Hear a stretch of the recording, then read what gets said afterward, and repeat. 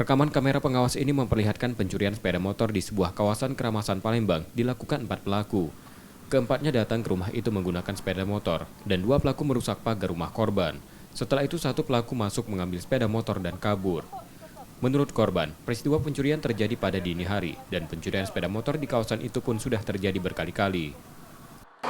Ya kan aku kan bangunnya jam 3 kan nak masak, habis sholat nak masak turun ke bawah. Aku tuh ada kucing ini berbago, jadi aku keluar kan. Pas aku keluar tuh aku jengok pagar aku nih sudah oleng kayak gini. Oh, terbuka Bu. Iya, sudah oleng, tapi aku udah ngeh, tapi waktu lewat motor kan sini kan udah ngeh, tapi pas aku balik lagi baru ngeh aku motor udah ganti. Jadi aku ngomong manggil rumahku, motor tuh lah. Motor tuh kan di sini posisinya, tapi pagar nih dirantai digembok. Sudah dirantai digembok. Ini karena kan kemarin masang keramik kan. Jadi di luar letaknya. Rencananya korban akan melaporkan pencurian sepeda motor miliknya ke polisi.